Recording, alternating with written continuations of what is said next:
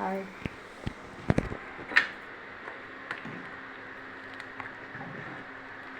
சோறு வேகுது, சமையல் ஆரம்பம். இட்லி வேகுது,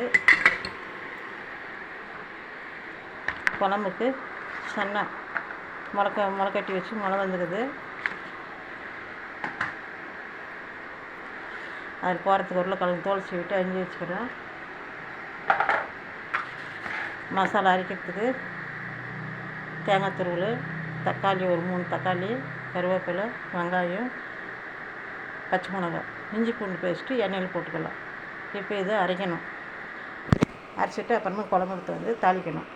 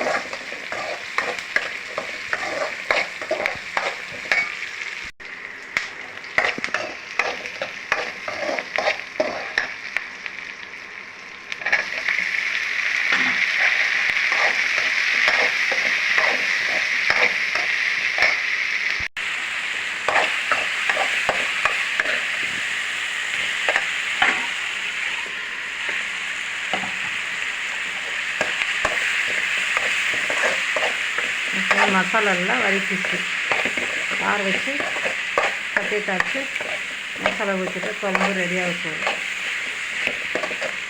மசாலா வதக்கி அரைச்சி வச்சுக்கிட்டு குழம்பு நல்லாயிருக்கும். குழம்பு கெட்டு போகாது,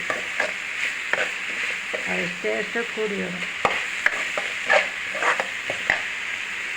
இப்போ ஆற வைக்கலாம். ஆற வச்சு மிக்ஸி போட்டு சோம்பு சரி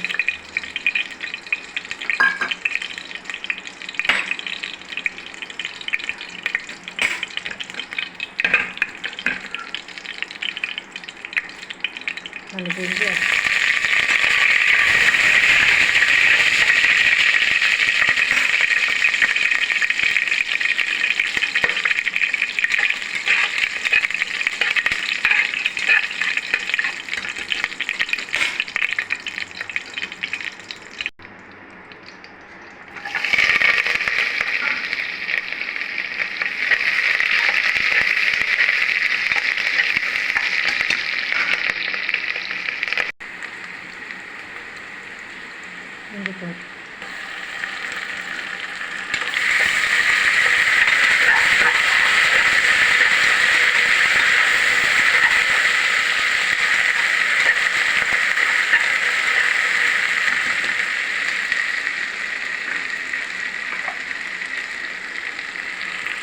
உருளைக்கிழங்கு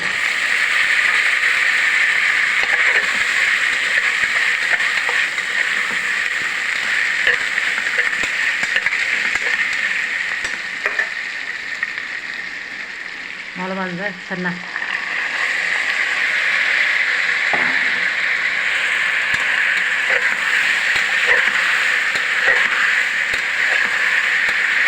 கொட்டை முளைக்கட்டி சாப்பிடுறாரு, உடம்புக்கு நல்லது, டேஸ்ட்டும் கூடி வரும்.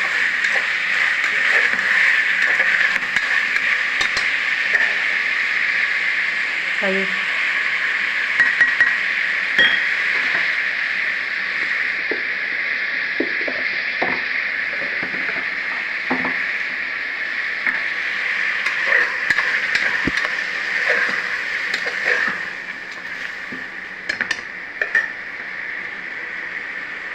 வெறும் மிளகாத்தூள், மஞ்சள் தூள், கரம் மசாலா தூள்.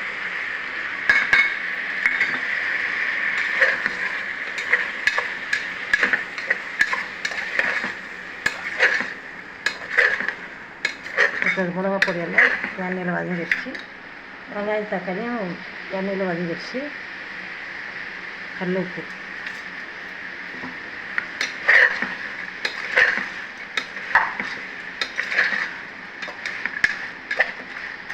கொஞ்சம் தண்ணி விட்டு மசாலா அரிசி ஊற்றணும்.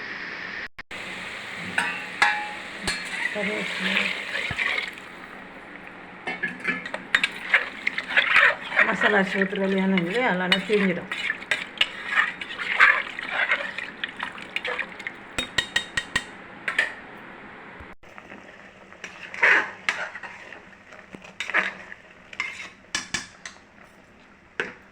நம்ம காமிச்சோம் இல்லையா மசாலா, அந்த மசாலா வதக்கி அரைச்ச மசாலா இது எல்லாமே கலந்துருக்கு. தேங்காய், தக்காளி, பட்டை, லவங்கம், பூண்டு, கருவேப்பிலை எல்லாமே இதில், மிளகு, சீரகம்.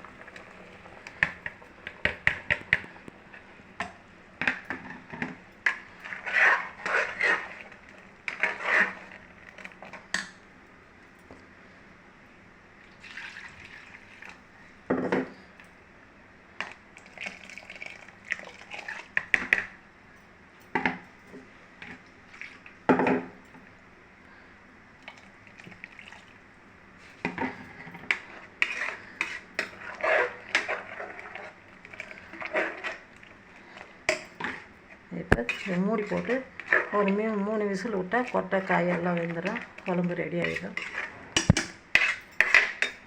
ஒரு அருமையான மூக்கொட்டை போட்டு வந்த மூக்கொட்டை உருளைக்கிழங்கு போட்டு குருமா குழம்பு.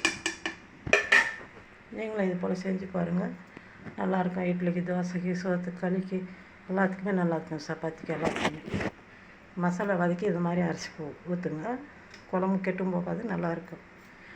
தேங்க்யூ, பாய் பாய், தேங்க்யூ. வீடியோ பாருங்கள், சப்ஸ்கிரைப் பண்ணுங்கள், லைக் பண்ணுங்கள், கமெண்ட் பண்ணுங்கள். கமெண்டே வரதில்லை, நான் நேஷ்னலாக இயற்கையாக போடுறேன்.